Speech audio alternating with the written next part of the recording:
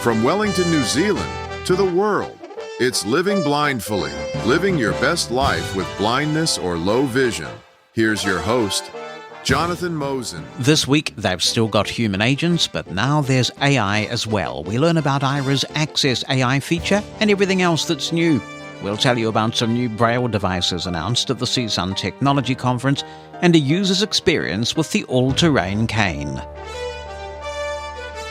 It's a pleasure to be doing this again for you. Thank you very much for taking the time to listen when there are so many podcasts out there. This is episode 271, and there is no area code 271 in the North American numbering plan. So that was quick and easy, wasn't it? One day it could be yours, but not today.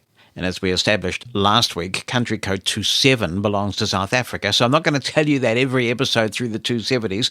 Just remember it. That's why we're not talking country codes in 270 anything, because 27 is all just locked up with South Africa. I want to give a shout out to Numa Solutions, who make it possible for us to provide transcripts of every Living Blindfully episode. Remote Incident Manager is taking the blind community by storm, and for good reason. But don't just take my word for it. Look at some of the organizations who've deployed this easy, fully accessible way to give and get remote assistance on your computer. RIM is used by Perkins School for the Blind, the National Office of the National Federation of the Blind, Northern Arizona University, the Wisconsin Council of the Blind and Visually Impaired, and a growing number of other organizations around the world. Connecting two computers together doesn't need to be difficult. PC and Mac can even talk to each other fully and accessibly. Join those of us using RIM today by visiting getrim.app. That's getrim.app.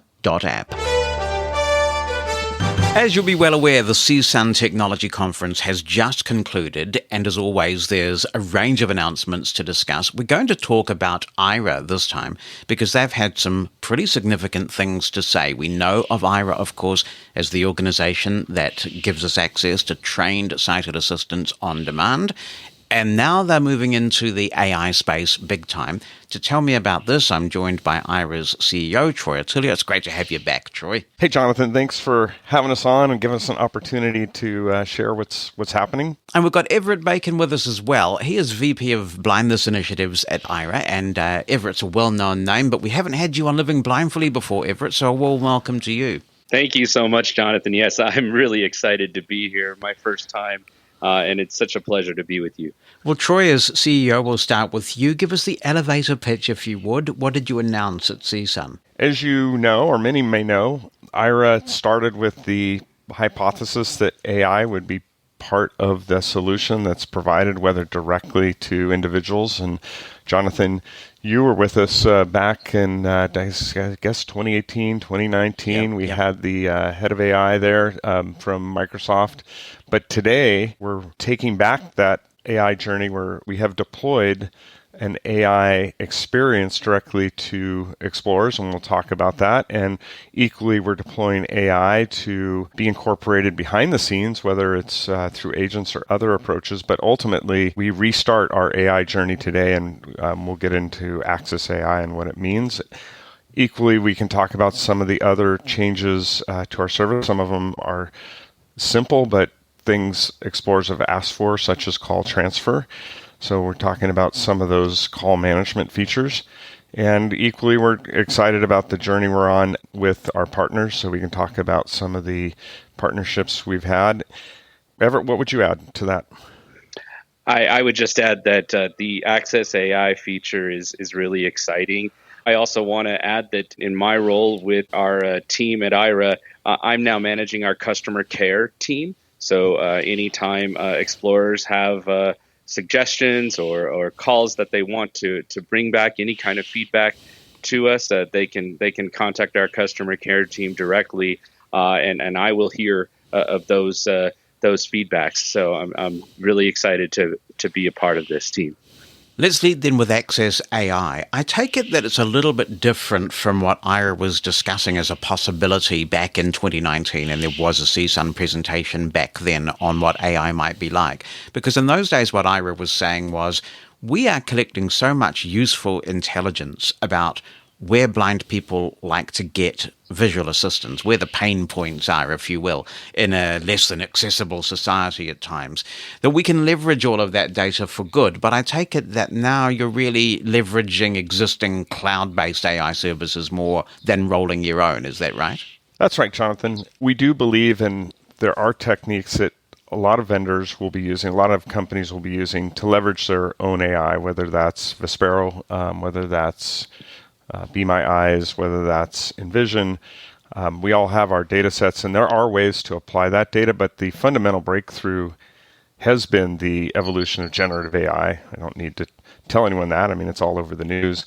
The question is, how is it applied? Therefore, our focus is on the security, the privacy, and also the trust. And we'll get into this.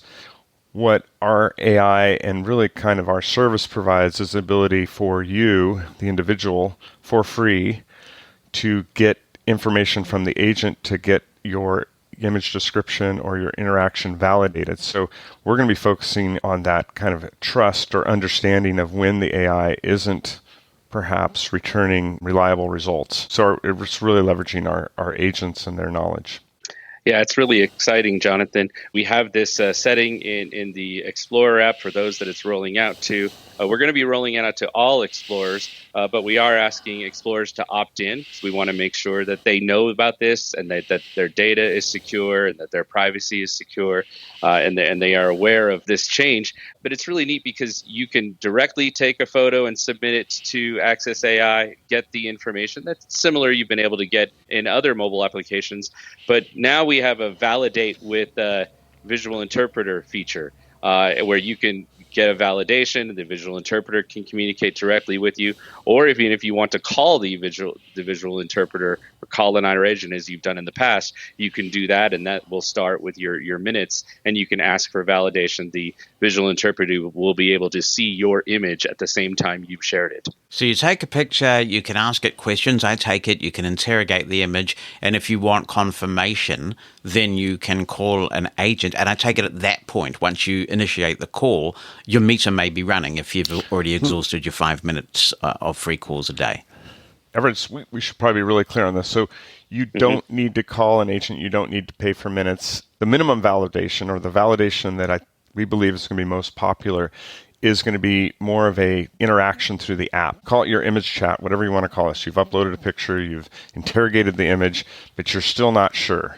You're not sure that the response is accurate, or you really want to know that it's accurate, or you have questions that the AI isn't answering.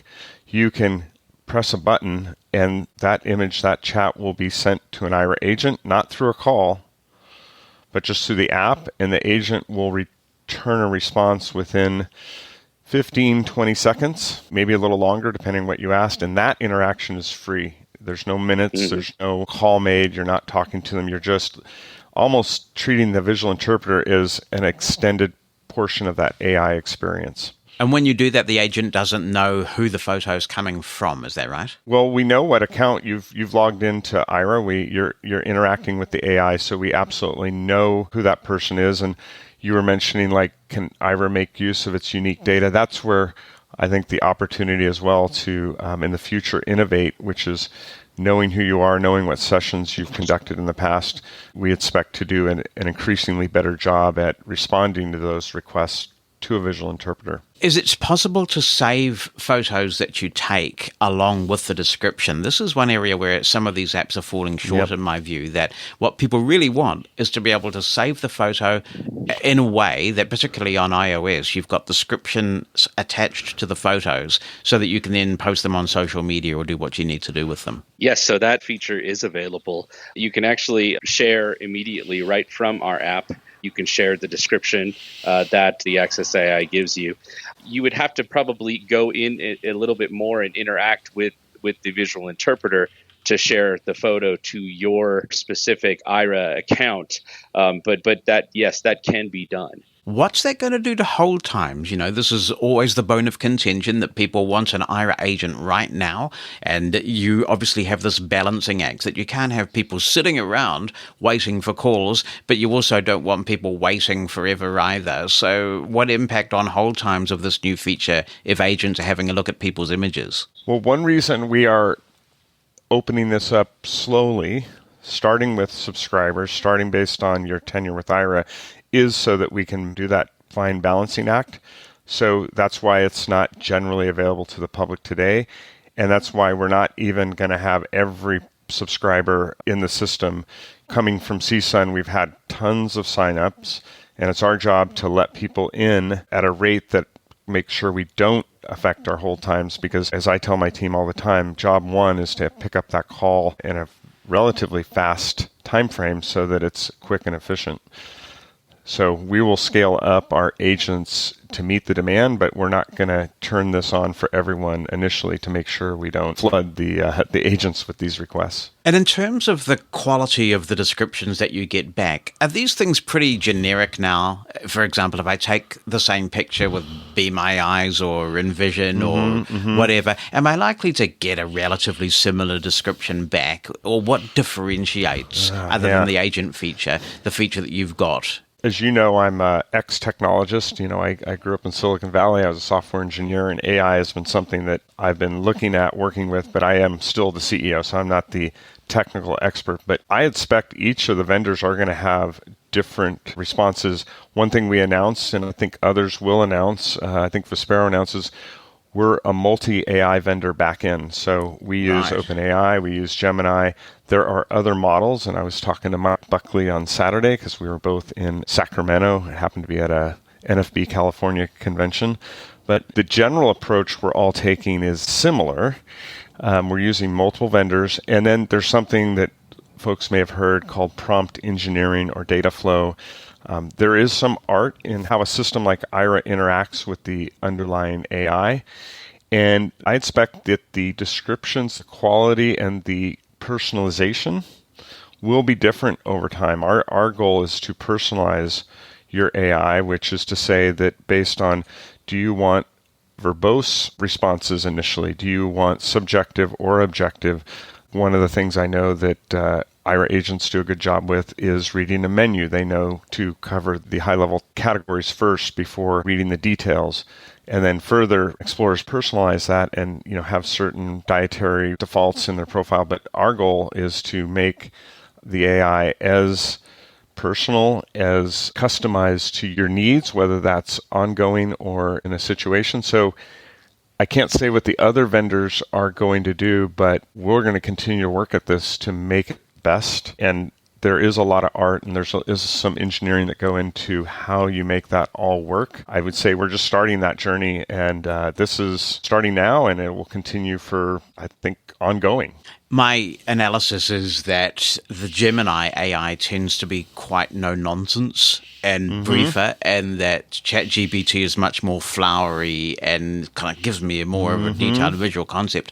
Do I have a choice about which AI I get back, or is that something that Aira is determining based on the picture?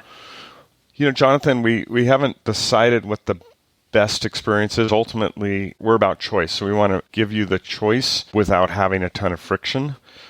Literally, as launched today, Aira is making that choice, but we're also testing, right? So you may get a Gemini session, you may get a OpenAI session. Behind the scenes, we're testing in this very early release, but my designers tell me that there's a number of possibilities on interpreting your goals, such as if you want brevity, maybe that's a choice behind the scenes on what model. I should mention, and Everett can talk more about this, we have been working with the community. There's about 30 or more AI advisors who've been working with us for a couple months to shape the experience. So this is really providing us the input, as we always build things with the community, but it's providing us the input and the insights. And I can tell you it's quite interesting as AI is changing all the time, right? Like Gemini wasn't available, months ago. It is available now. The other thing I want to just throw in is to make sure, and maybe we talk about this, is security and privacy. So the way we're using AI is done in a way that meets our current security and data handling promises. So everything we do, has this extra attention to security and privacy. So we're only going to use AIs that can meet those goals. And if we can't, and we're not doing this today, but if in the future we want to work with an AI that maybe has a different data handling or privacy policy, we are going to provide an opt-in experience. So give you that choice. Yeah, and the Aira advisors that Troy mentioned, we're pretty excited about them because they've been able to advise us on tone, privacy, language. They've been able to advise us on use cases.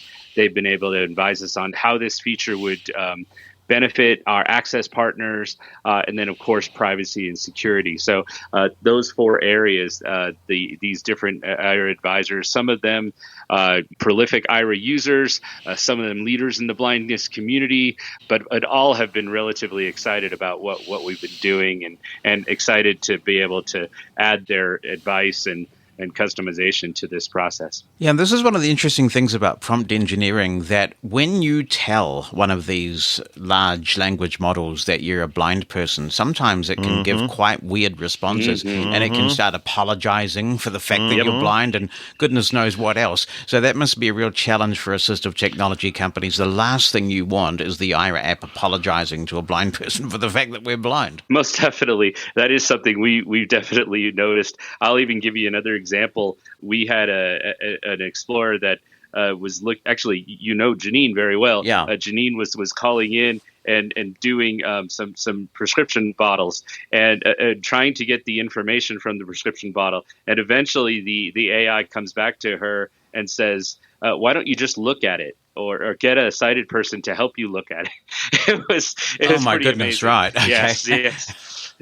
And so that's the kind of thing we're definitely trying to mitigate and structure and make better through our process. But, these things take time. And technically, it's back to that art, Jonathan, of there's hidden prompts that any app will present to the AI in advance or during to attempt to train or inform about what to do and what not to do. We have a hidden prompt that basically instructs the AI not to be apologetic and other elements that we, in response to what people want. And that is back to that art, back to that question of like what makes Aira or any vendor's AI different. It comes back to a lot of hidden prompt engineering as well as training. And we're just getting started. So as people use the AI and depending on how we get feedback, our job is to improve it. And just like with agents, when we launched Aira to begin with, we certainly took input from the community, O&M community, and we started out, but over time we tailor and change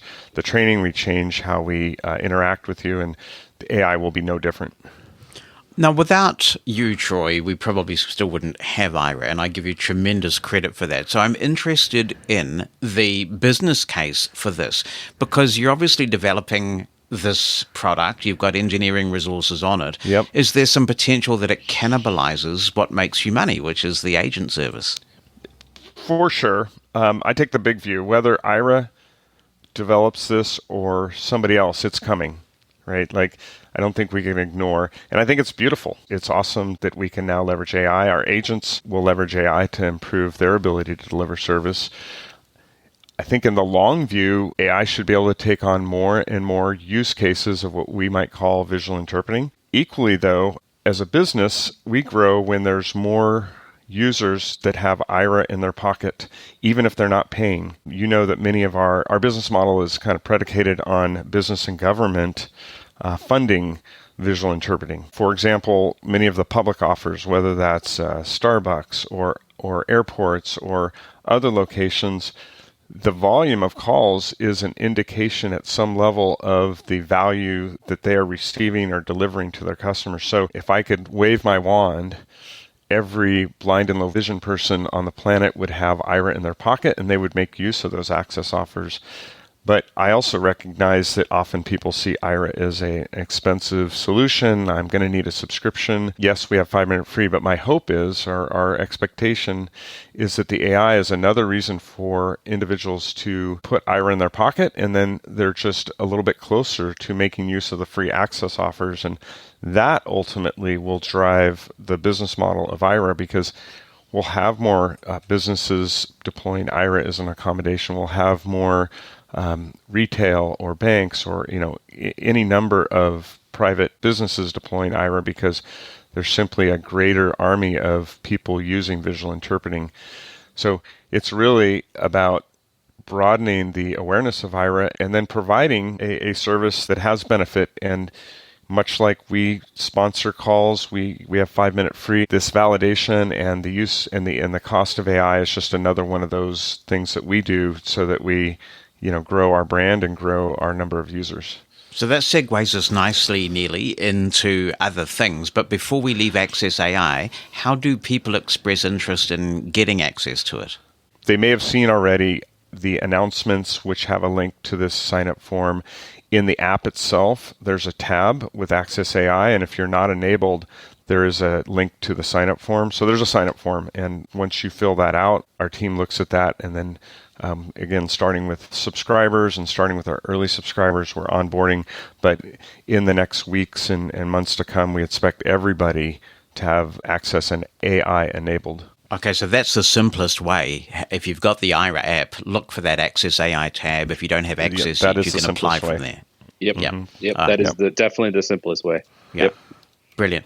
Let's talk about pricing a little bit more because we got onto that subject. And this is one of the challenges that Aira's always had. And I remember you and I, Troy, having long discussions about how it's very difficult to make this scale if the model is predicated on individual blind people paying a plan. That's very tricky. And you've moved away from that now. But there still are the consumer plans. And they were adjusted, they were grandfathered. There was talk that grandfathering would be a year. I think that year has now well and truly expired. What's your current thinking on consumer plans? Just to kind of give you some background, Jonathan. So when Troy and the leadership team decided to bring me on around June, I was really excited to be a part of Aira. And one of the things I wanted to put in place, because I knew it was such a hot button for the community, was to basically say, if you're a current subscriber, if you're a current user of Aira and you have a plan, your plan will not change. So that was the announcement we made at both of the conventions. We were excited to make that last year, and that we said that would at least stay in place through January of 2025. Currently, though, we have not had any discussions about changing any plans. Right now, we are currently going to continue with the current plan model. We have not changed those current plans that people have had for almost 60 months now. So if you've had a plan, you've had the same plan for almost 60 months, and we have not changed that. Now, new subscribers do pay a different price because we had to change for new subscribers, but we've really done all we can to keep the plans the same, because we know that our blind individuals are sometimes strapped and sometimes not able to afford higher prices. Right, and when you take CPI inflation into account over that period, that's actually quite a significant thing to be doing, because in real terms, the plan is costing a lot less than it used to. The downside, of course, is if your needs change, you're disincentivized to change your plan.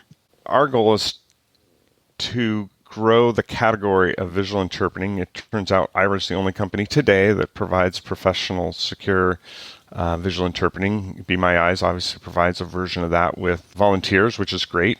This community, to the extent visual interpreting is important, wants to see more of it at a lower cost. And I have no intention of raising the cost to individuals. That's not the place to grow the revenue or to grow the business model. The place to grow it is with, as I mentioned, both government and private business. And Everett and I can share, some of the recent successes. So every new organization we bring on a commercial level helps fund all of our activities. The subscriptions are there today because there's just simply not enough access offers. There's no access offer today that really covers your at-home use. So unless you're in the state of Alabama. So the state of Alabama has figured out a way to provide Aira for anything you want to do. And I think that's an example model. But just being very clear about it, I have no intention of raising subscription prices based on current economics at Aira or current economics globally. My hope is to lower the cost of the price to subscribers, or making more minutes available for use because they're funded by government or private business. Some of the really cool examples we have. Obviously, Troy mentioned Alabama. If you live in the state of Alabama, you can sign up with the Alabama Institute for the Deaf and the Blind. We have an awesome program in the state of Colorado where if you utilize any government facility of any kind, this could include universities, or if you want to access any government website in Colorado, that is an Aira Access partnership. I was able to work out with my local Salt Lake City business district, which is like a 10-block radius in the whole downtown area of Salt Lake City. You can use Aira for free for shopping, for restaurants, for traveling around the city, getting around on the light rail and things like that. So we've got a lot of those uses. Of course, we have an awesome partnership with Target, with Starbucks. So anytime you're in a Starbucks or using Starbucks.com, or anytime you're in a Target, using Target.com, those are our Aira Access partners. And we've got some exciting other new plans on the horizon that we're going to be really happy to announce in the near future. So if I'm an advocate in my local city and I want to go to the municipality and say to them, guys, I want this feature. I want to be able to use Aira when I'm in the central business district or whatever. And they say to me, well, how much will that cost us? Is there some sort of ballpark figure you provide? Well, yeah, I was going to say that this always is like the great question. First, just know our sales team, this is what they're good at. This is what they're trained to do. One reason we sometimes hesitate a little bit to talk about the cost is because there's different models that the customers opt into. We offer both a fixed rate cost, so certain organizations like airports deploy Aira for as little as $15,000 a year for unlimited use. And then it's Aira's job to, make sure it's profitable or sustainable within that framework. Others pay based on usage. They pay based on a per minute rate or some combination thereof. I like to say, cost should never be an issue. The other challenge, of course, is that it's hard to predict how much usage you're going to get in year one or year two or year three. So the cost then changes over time. And so we often partner with organizations to make sure that there's an entry cost to explore what the usage is going to be, to make sure that we're not overcharging or charging so much that they don't want to deploy it. So answer one is contact our sales team and we'll structure the response, but it can be as little as, $5,000 a year. It can be can be quite a bit more. The per minute pricing sometimes depends on other aspects of that offer. When you look at those retail prices, I know, back to the pricing changes we made, the retail pricing that you see, which is not the pricing that explorers pay, they pay an offset price. But that sometimes is an indication of where we charge on a per minute basis. So maybe that gives some general answers. Jonathan, I don't know if you want to ask a follow-up on that. No, it sounds like the key thing to do is to contact somebody at the Aira sales team and have that discussion. How can an advocate in their local community promote Aira? Do you have any sort of toolkit or anything that can help spread the word in an effective way? We sure do. We have an awesome new social media manager that we've just brought on that is putting together some demonstrations on how you can promote Aira within your school, within your university, within your neighborhood, within your shopping mall. And she's doing a great job. And she has these different demonstration videos on Facebook and on all the other social media channels. Not Mastodon, it seems, Everett. It seems like Aira's dropped off Mastodon lately. Is that the case? We're getting it there. We're getting okay, because it was there and now it's not. Yeah, it is definitely going to come back. Okay, good. I would add, Jonathan, we have some PDF flyers that are tuned to deliver information about how and why Aira in different verticals, whether that's education, employment, Again, if you contact access@aira.io and ask those questions, that's again where my sales team tends to engage. Internally, just maybe sharing a little too much, but we get inquiries, I would say, on a daily basis of this nature. So we're set up. It's not a burden. That's what I want to be clear. We encourage people to reach out, ask those questions however they want to ask. Like, how do I advocate? How do I understand more so I can bring more focus? And access@aira.io is one way to engage. Send an email. We answer every one of those, and we're getting more every day. So, Everett, can I talk with you about agents? And you mentioned there was a new transfer call feature, which I'd like to come to. But we have had some feedback that said that Aira apparently was experimenting with some offshore agents. Is that the case? And has that experiment been withdrawn? We did definitely experiment with some offshore agents. A lot of people think we did it because of cost. That wasn't the reason we did it. We were trying to look at ways where we could expand and bring more agents and visual interpreters to explorers so we could cut down on wait times. So we definitely tried a program in the Philippines. We weren't able to get the quality we wanted from them. Some of them did a great job. Some definitely were not up to snuff. And so we felt that at this time we went ahead and ended that test or that pilot. We haven't done any more regarding this. We tried this one pilot with the Philippines, and we just didn't think the quality was there, and so we haven't gone any other direction. Not to say we wouldn't in the future. Right, because one thing that some explorers in other parts of the world outside the US have actually asked for is agents with local knowledge. So Australia, Yes. New Zealand, the UK, is that something that you're considering? We're definitely considering it. Yes. I guess you can consider all sorts of things, yeah. It's a matter of time. It's a matter of time. Yeah.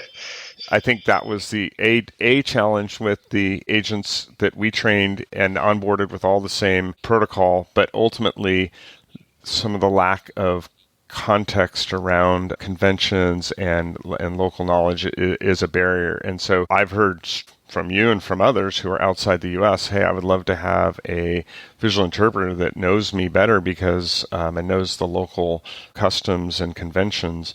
And so it's just a matter of time.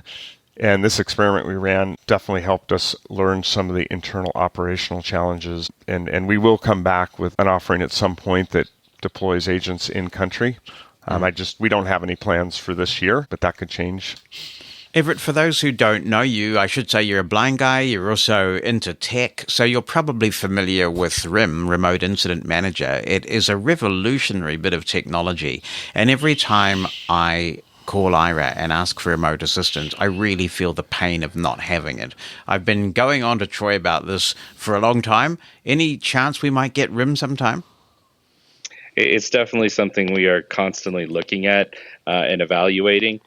We've had some talks with RIM, and so I definitely think it's something that you could see in the future. Our engineering team, our chief technical officer, has to sign off on it. He's still evaluating it.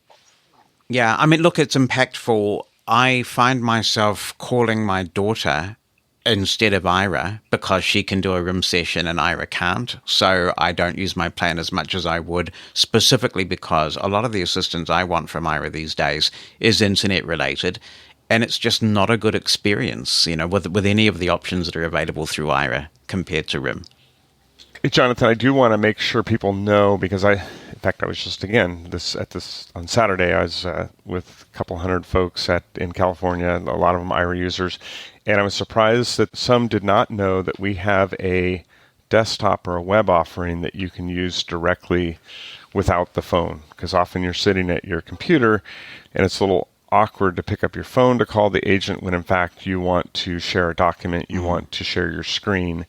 And people also need to know that the Aira app today allows you to share your screen, not remote control, but if you simply want to flash your screen or have the agent describe what's on the screen, you can do that directly through the Aira app, which has a lot of great accessibility. Equally, as you said, hey, I want someone to remote control. We don't have a built-in solution today, and I think your point is, hey, RIM would be the best solution. We have TeamViewer. We can also use Microsoft Quick Assist. Those things have been integrated into our stack. RIM is not. And I hear you loud and clear because you're saying it's a more accessible solution. But I just wanted everyone to know that today you can go to explore.ira.io, log in just like you would with your mobile app, and you can press a call button. You can message the agent. You can do everything you can on the phone, also on the web, including share your screen. Yeah, it's a great experience too. And one of the things I've noticed is it seems to keep me logged in a bit more than it used to. And I really appreciate that as well. That's just changed recently, I think. Should we talk about the call transfer feature? I know this thing has been in the works for a wee while. What is it and what are its benefits? It definitely has been something that has been in the works for quite a while because it's been a demand from our explorers, and we've been listening. We've been trying to figure out a way to implement it. We think we have something basic to implement at first, which would be the dreaded you just called an Aira agent and they proceed to tell you that they've got 5 minutes left on their shift and that you've got to call back and get another agent. So that's where we're going to implement it first. We're going to implement it there where instead an Aira interpreter telling you they've got 5 minutes left on their shift, do you want to transfer the call? And they'll be able to transfer the call. We haven't released this yet. We are still testing it, but we definitely know that it is very close to being released. And so we plan to have it out there very, very soon. But that's what the goal is. And so you'll be able to not have to call back in, explain everything all over again to an interpreter. In the future, we think call transfer can do a lot of other things, like if you need a specific agent for a specific task because that agent has some direct skill sets in a certain area, we are hoping that we can transfer it to an agent that has that specific skill set to fit your need that you're needing at that moment. And we're excited about that. We did a survey this past year. We heard this loud and clear from our explorers, and it's definitely something we're looking to implement. Yeah, some people probably don't know this, but you can facilitate this a little bit. I had an issue late last year when the Beatles' new song, accompanied by a video, came out, and being a major Beatles tragic, I was quite interested in having a description of that video. And I got an agent who did not know the Beatles at all. And I was able to say to him, because I knew about the internals, dude, can you get on the Slack channel and find out if any of the agents who are on shift right now know about the Beatles? And so he was able to get on the Slack channel, and then I was able to call back. And basically, when you get a call from Jonathan, Beatles fan, please pick up. That's awesome. I'm glad That's an that awesome worked. Story. Yeah.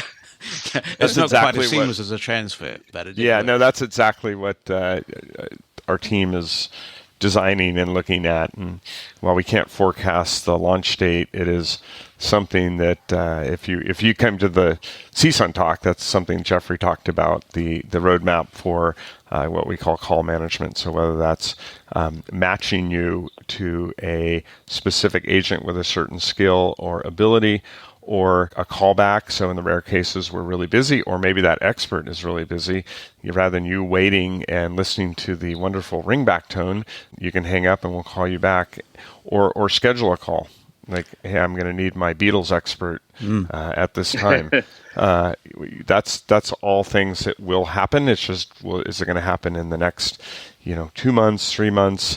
I think Jeffrey would say they're on the roadmap for this year, and stay tuned. So wearables, Aira had to get out of the glasses market, no question about that. It was just expensive and time consuming and just labor intensive, and so good decision from a business point of view. We've got the Envision smart glasses, but it does feel like for some explorers, Aira's just lost a little bit of something, not having a wearable that works. What's your assessment of the current market? Is there anything on the horizon for wearables? I'll comment, and Everett may add to this. We are acutely aware that need is not satisfied. Envision is great, and it works for some people. It does have a price point that I've heard directly is unaffordable for some, right? We believe that the ideal solution will be a sub $500, sub $250 purchase. It's going to have all the features that are needed to connect you to an agent. There is an increased, Jonathan, I don't know if you see it, but we see there's more and more smart glasses, smart devices coming out. In case anyone from Meta is listening, we've been trying to get a hold of the right people to explore the ability to add Aira into the Ray-Ban solution that they have today.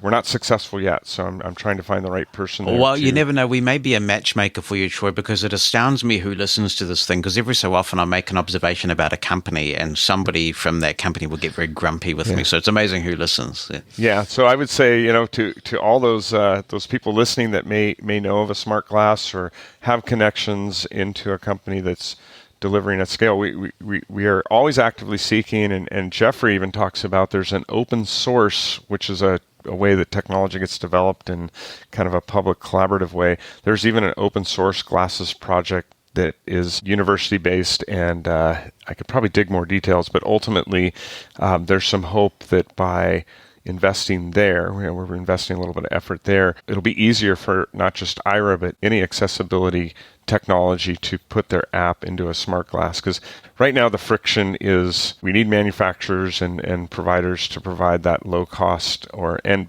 equally quality physical and technology solution. We stand ready to integrate our technology, but there's just not a lot of choices. And sometimes when you get to that question of how to integrate, it's sometimes not easy. We're always working on it. We're always looking for solutions. We know that our explorers want this. They have again, the survey that we did earlier this year, right at the end of 2023 that went out, that was one of the biggest feedbacks we got from explorers is they want a wearable, and we've heard them loud and clear, and we're definitely looking for solutions. Yeah, and the thing is that iOS is so abundant in Aira's primary markets, and it's quite locked down, so I don't think that external type devices really get access to the camera API in a way that would be useful for Aira. It's very true. Anything else you wanted to cover that's new at Aira? Maybe just echoing what we talked about at the talk. I mean, I don't think these are major, but they are of interest. We launched a feature called Deep Link. This is really intended for vendors of other technology, assistive tech, or any tech.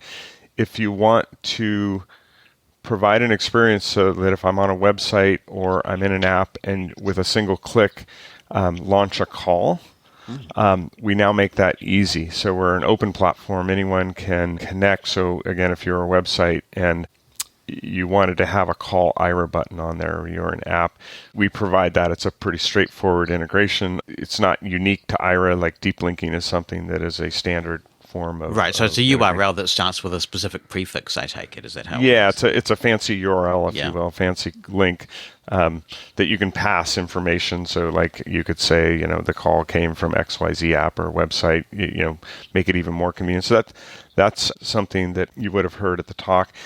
The other thing, we've been able to grow our engineering team, Jonathan, as you know, coming out of 2020, we had to get very lean, and we stay lean, but we have been able to grow our engineering staff. And one of the places that we're focusing is on making our current app and future experiences highly accessible and usable, right? There's accessible. I can muddle through an experience with my screen reader, but then there's highly usable. And something to know that's true about the industry in general is that most apps today by any company of significance are developed using a rapid prototyping tool. So whether that's Figma, it allows a designer to create an experience and test it without engaging engineers, so a very lightweight test. And today there is no accessible rapid prototyping tool, and I can talk about why, but it doesn't exist. Our engineering team came up with a technique, happens to have a fancy acronym that spells Earth, so we call it Project Earth, and we talked about that at our talk. We're open to collaborating with other companies who are building accessibility technology to leverage this technique, because we think it's just something that should exist to make sure at the design phase, accessibility, usability is incorporated. And I'm pretty excited about that, because that means for us in particular, we can move more quickly, because if you have to kind of guess at or you have to pick a certain experience, how it's going to work with a screen reader, and then give it to your engineers to deploy, and then wait, weeks, if not months, for users to give you feedback, it's just too slow. We want to know if something's not usable right away. So Project Earth is something that you would have heard about at the talk, and I would encourage anyone who's interested to hear more to, how would we do this? I guess start with access at Aira.io. That's just a good place to go. But that is something we talked about at CSUN that we got a lot of interest in from technologists, designers, and people who produce apps for this community. One of the things that we're really excited about and very proud of at Aira is we realized last year that our visual interpreters, our agents, at that time were not full employees of Aira. And so we realized that we needed to change pay scale. We needed to bring our visual interpreters on as full-time employees. And so we were able to make that change. That was part of the reason why our wait times were a little bit longer, because we were transitioning through that. But we think we've come through that now, and we're getting better at that all the time. And we're really excited to have visual interpreters on as employees, and we're able to give them a pay raise. And if there are blind individuals that have family members or have really good friends that they think would be great visual interpreters, we encourage them to go to Aira.io and have them apply, because we're always looking for more visual interpreters and trying to expand that. That's really good to hear. I didn't know that it happened. So you're no longer doing the gig economy thing with respect to the agents. Correct. That is correct. Yeah, interesting. And I just wanted to mention one thing I'm very thankful for is with the new Explorer app, you have the ability to choose the front-facing camera, and that does help me enormously just for little things like, did I spill anything down my tie when I was out at a business lunch? So it's the little things, I tell you. Yeah. But it's great to hear Aira thriving and innovating, and I appreciate you both coming on the show. We'll definitely keep in touch. Thanks, Jonathan. Oh, thank you.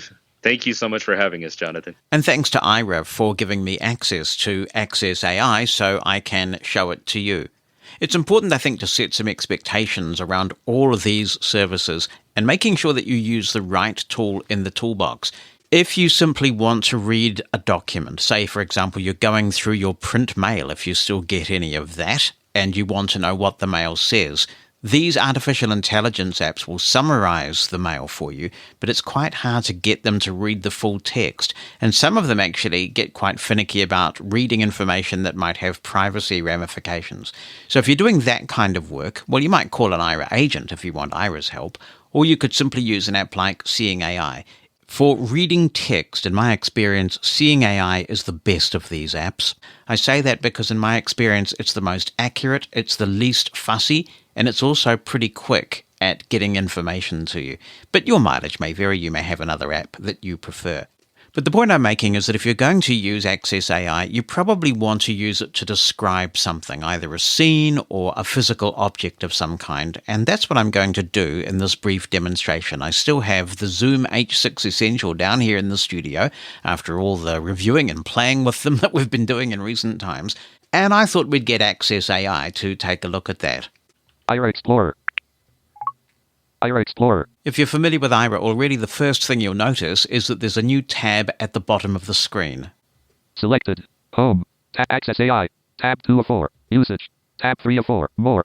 Tab 4 of 4. Access Button. AI is the new one, and it's what we're interested in today. Usage. Access AI. Tab 2 of 4. Access AI. Heading. Let's explore the screen and we'll talk about what the options do. Quick capture and send. Button. If you double tap this button, you will get an experience very similar to the one that Be My AI offers. Push the button, instantly the photo is taken, you will get a response back as soon as possible. I think I'd use this option when I'm not trying to focus on a particular item, like an appliance or something where I need detailed descriptions. Maybe I'm in a restaurant, say, and I just want a general view of the ambience of the place. You're not really focusing on anything specific, so just point and shoot and you'll get an answer pretty quickly. Let's demonstrate how this works. If I just point the camera somewhere, we might be looking in the direction, I think, of the bookshelf potentially, and I just double tap this button. Quick capture and send. Access AI is writing actions available. Image. An illustration of a computer on the desk in front of a gray wall. That's not the recognition coming back. It's still thinking about it. And we should get the answer back soon. I'm not going to do any editing here, so you get a feel for how long this might take. The image shows an indoor scene with a wooden bookshelf on the left filled with various items, including books and boxes. In the center, there is a microphone stand with a microphone attached, and the stand is leaning against the bookshelf. To the right, there is another shelving unit with more items, and a wooden door is partially visible in the background. The photo is taken from a tilted angle, which may suggest it was captured hastily or accidentally. Would you like more details about any specific item or area in this picture? We can query things, so if I flick right... The image shows an indoor scene with end of messages. Detailed capture. Button. Choose from gallery. Button. Type a message. Text field. And I can double tap. Insertion point at end. I've got my Mantis connected, which makes it quick for me to type, and I'll just say, what can you tell me about the microphone, and press enter. Access AI is writing a response. Send message. Dimmed. Button. That's the guest mic that it is looking at.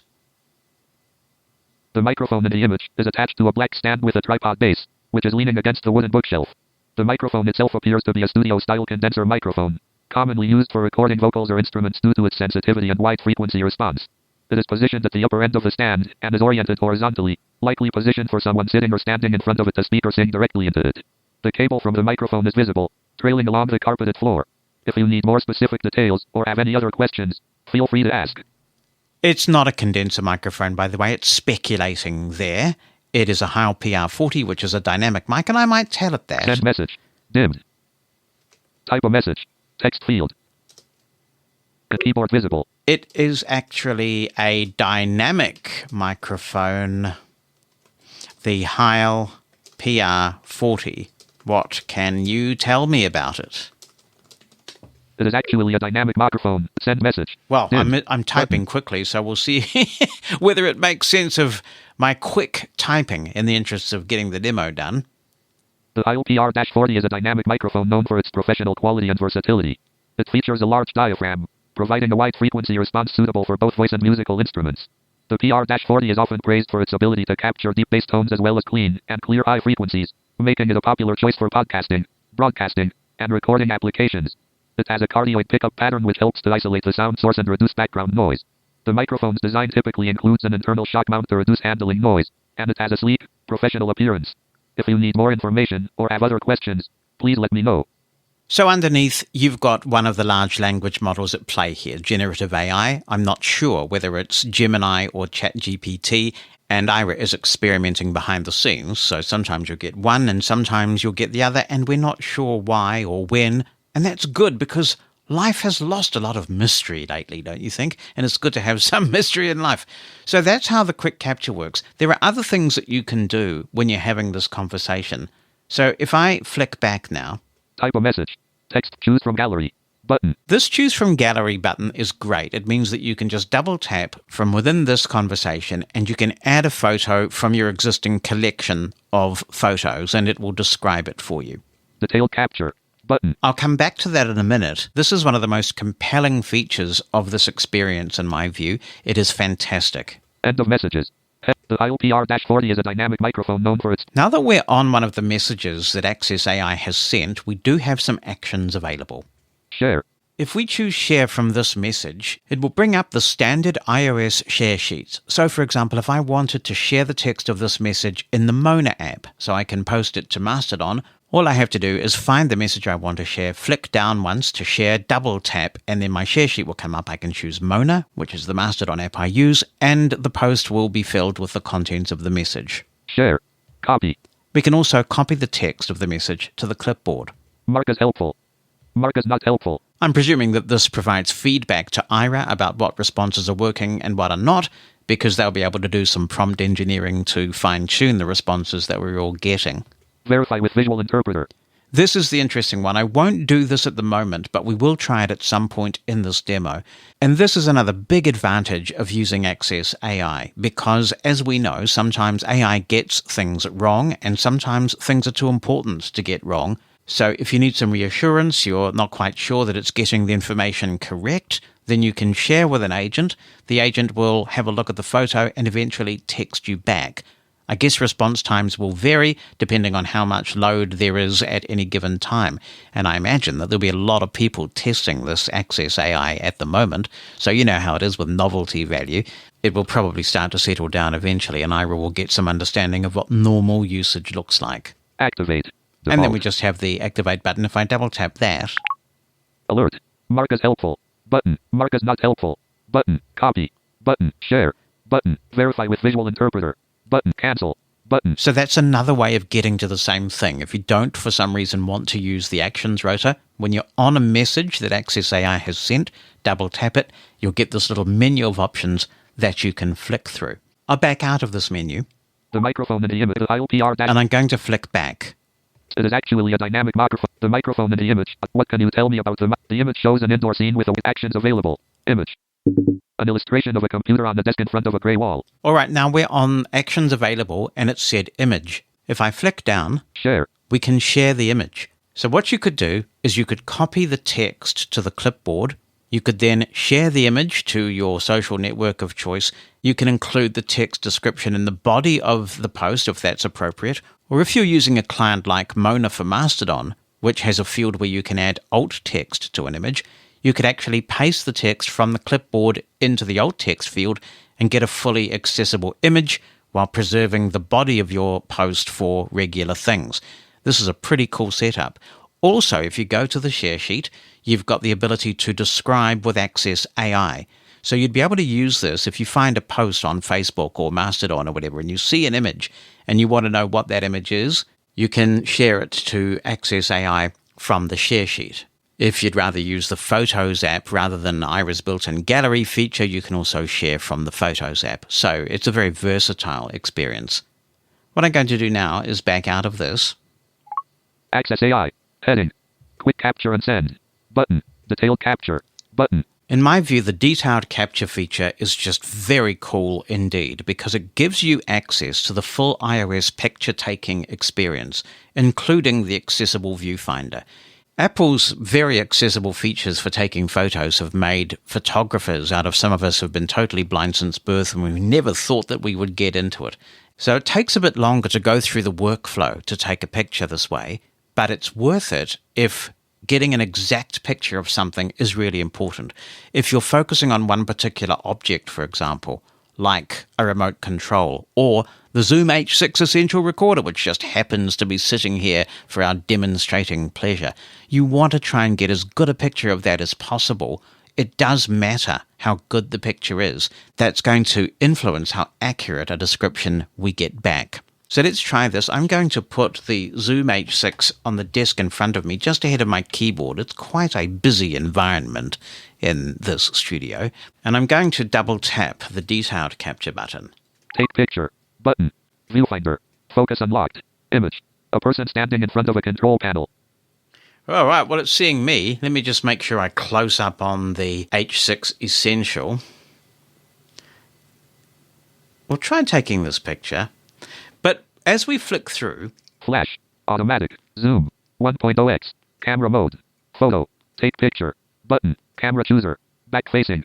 Button. I like this very much as well. If you go into this option, you can elect to use the front-facing camera. And if you want to have Access AI tell you about what you're wearing in the morning, make sure that nothing's been spilt, as I mentioned in the interview, then flipping to the front-facing camera is a really cool feature. Cancel. Button. So we'll go back. Camera mode. Take picture.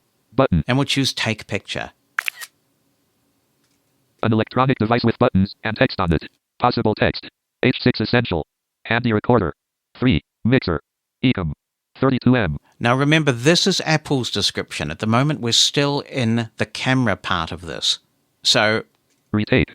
Button. we've got a retake button if I flick right, if it sounds like I'm not happy with it. Use photo. So I'll double tap. Use photo. Selected. One image. I'll flick right. Remove attached image. Button. Detailed capture. Button. Choose from gallery. Button. Type a message. Text send message. Button. And double tap send. Actions available. Image. An electronic device with buttons and a screen. Possible text. 2. H6 Essential. Handy recorder. Mixer. Ecom. We'll wait for the AI description to come back. The image shows a close-up of a Zoom H6 Essential handy recorder next to the edge of a backlit mechanical keyboard. The recorder has buttons labeled with numbers 1 to 4, a mixer button, and playback controls. There is also a sticker indicating 32-bit float recording capability. Would you like to know more about the items in the picture? Okay, that's fantastic. So let's see what else we can do here. The image shows a closed end of messages. Detailed capture. Choose from gallery. Type a message. Text field. Keyboard visible. I'm going to say describe all of the controls on the device and their function.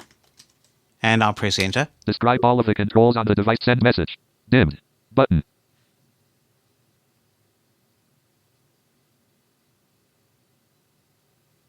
We're just waiting for the response to come back. As I say, I'm not editing those gaps because it gives you an idea of what delay you might expect. The visible controls on the Zoom H6 Essential Handy Recorder in the image are 1. Numbered buttons, 1 to 4. These are likely track arm buttons used to activate or deactivate recording for the corresponding input channels. 2. Mixer button. This button is probably used to access the device's mixing features, allowing the user to adjust levels and other audio properties for the various input channels. 3. Playback controls. Below the mixer button, there are standard playback controls, including the rewind button, less than, to go backwards in the recording. The play/pause button, greater than vertical line, vertical line, to start or pause playback. The fast forward button, greater than, to move forward in the recording. 4. Central knob with a red record button. The large central knob is likely a multi-function selector used for navigating menus and making selections. That's not the red quite button correct. in the center is the record button, used to start and stop recording. 5. Sticker with 32-bit float. This indicates the recorder supports 32-bit float recording, which is a high-quality audio format with a wide dynamic range, making it more forgiving in terms of input levels and post-production adjustments. Please note that without a view of the entire device, there may be additional controls and inputs not visible in this image. If you need more details or have specific questions about other parts of the recorder, please let me know. That's very good, but what if I want to be absolutely sure that this is in fact correct? It got a lot of that right. That's very impressive. I'm going to go back. Type a message. Choose from gallery. Detailed capture. End of messages. The visible controls on the Zoom H6. Now, here's the key information about the controls, and I'm going to flick down. Share. Copy. Mark as helpful. Mark as not helpful. Verify with visual interpreter. Because this is such critical information, I want to verify the veracity of all of that with a visual interpreter. I'm going to double tap. Pending verification. Pending verification. In the interest of everyone's sanity, I paused the recording, and we're now a little after 5 minutes in, and I don't have verification yet. So it may be that a lot of people are trying this. I am producing this in the middle of the US night and my evening. Great news. Our Aira agent has double-checked, and everything looks good with the AI's response. It took about 6 minutes in that instance, but I think that's probably because a lot of people are beating up on it right now. It's new and it's shiny, and they tell me that on average it should take around about a minute. But that's quite cool. I've got the verification that I needed, that everything looks correct. Let's just quickly show you what happens if we want to have a look at one of our existing photos. Choose from gallery. Button. Choose from Aira alert. Aira Explorer would like to access your photo library. Access to your photos allows agents to take photos during calls, and for Aira to send and receive photos. 157 photos, 10 videos. Photos may contain data associated with location, depth information, captions and audio. Limit access. Button. Allow full access. Button.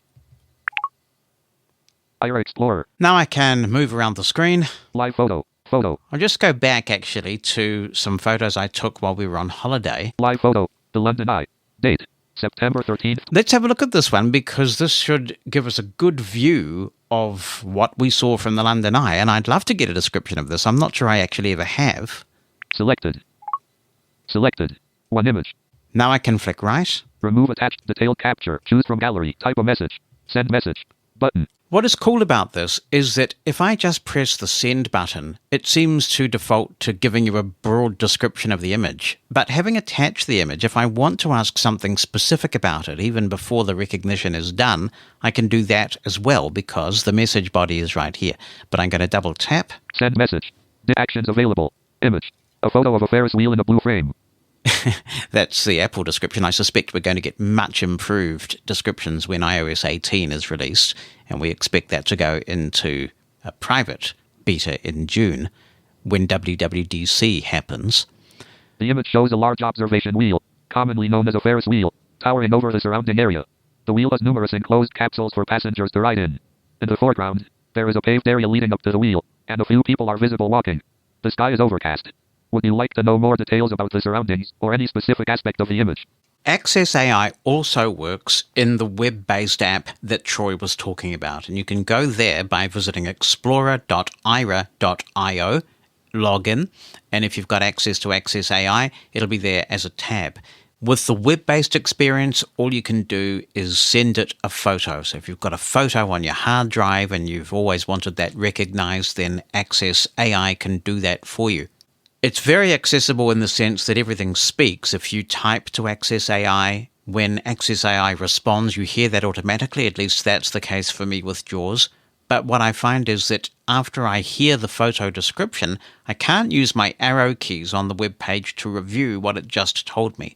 I can, of course, use JAWS' speech history feature, which is very handy, but I don't seem to be able to review what's on the page, and hopefully that's something that can be addressed as Access AI develops, because it is in a very early stage. So that's a brief overview, and I think the biggest selling point of Access AI is this fusion between the artificial and the human, the fact that you can call an agent and get a description of the photo that you've taken to verify that the AI is not hallucinating. So we'll keep monitoring this, and if you try this and you have any experiences you want to share, of course feel free to do that. 86460-MOSEN is my phone number. That is in the United States, 864-606-6736. Or you can send an email to opinion@livingblindfully.com. You can attach an audio clip to that email, or you can just write the email down, opinion@livingblindfully.com. Living Blindfully is brought to you in part by Turtleback. They've been working with our community for decades now, and they understand our requirements when it comes to leather cases for the devices that we use. They need to be durable, protective, and most of all, functional. You can be confident that when you buy a leather case or accessory from Turtleback, you're buying quality. Visit turtlebacklv.com today to find out more, and be sure to use the coupon code LB12, that's LB for Living Blindfully, and the number 12 for 12% off your order at checkout. Or you can phone their friendly team. The number is 855-915-0005. That's 855-915-0005. Make the most of your device by putting it in a Turtleback case. turtlebacklv.com. And don't forget that coupon code LB12. And of course, Turtleback were at CSUN. So if you were there, I hope you went to their booth and said, OMG! I heard about you on Living Blindfully. And they would have said, oh, squee, it works, advertising on this thing. Marvellous, everybody's happy. We also, at enormous expense, sent our esteemed anchor to cover CSUN 2024 because we knew you'd be interested, and he's back to file this report.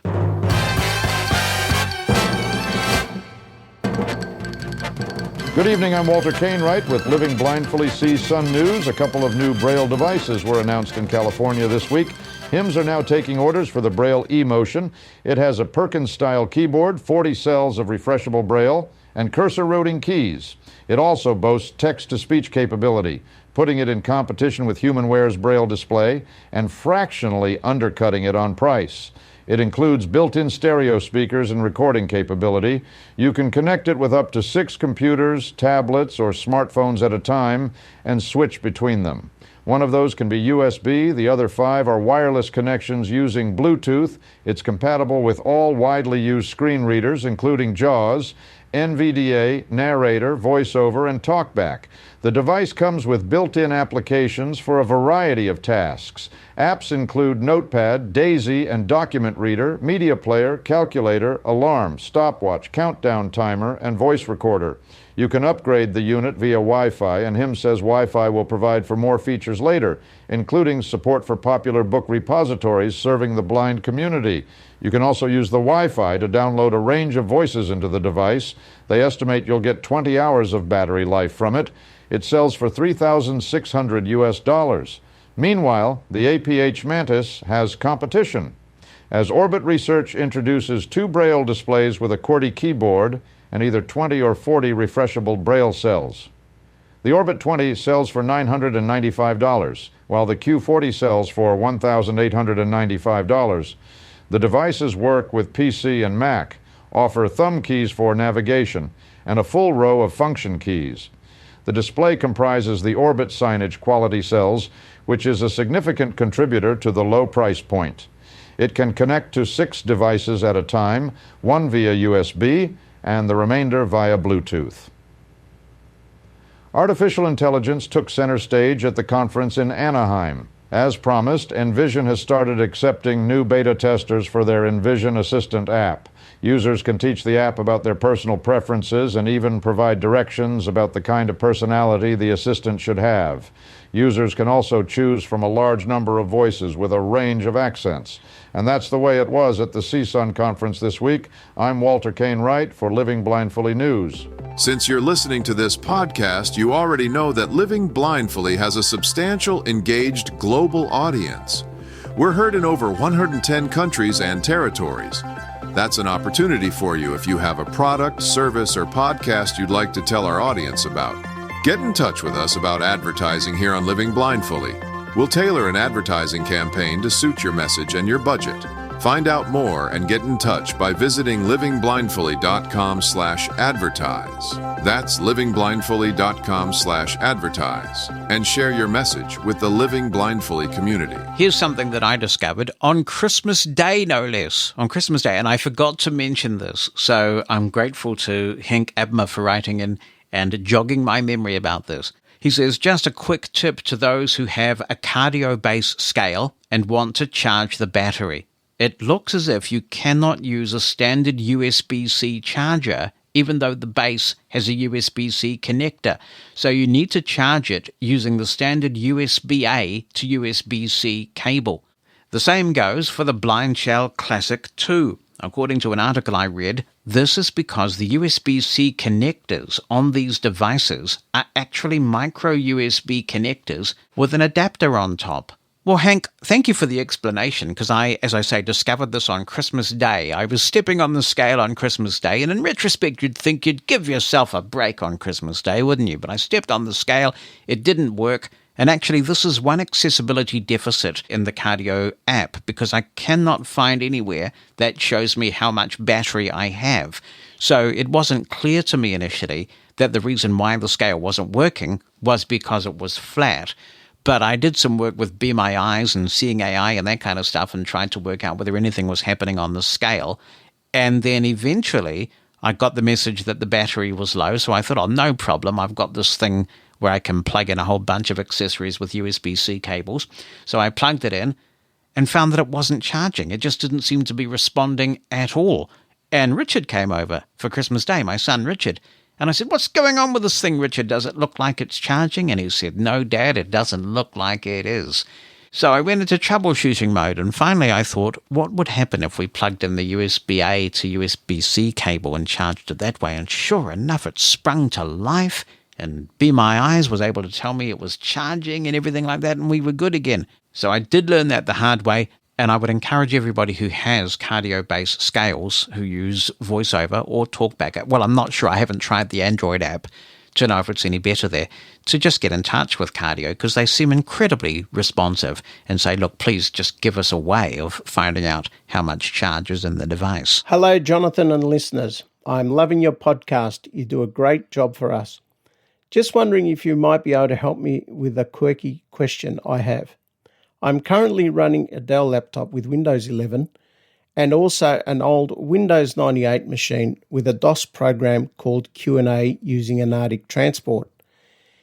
Would you know if it's at all possible to run this DOS program on the laptop using Windows 11 and something like VDOS, but using the actual Arctic transport? I have tried Vision Australia and many other options, but with no luck. You are my last resort. Can you help, please? Take care and all the best. Help me, Obi-Wan Kenobi.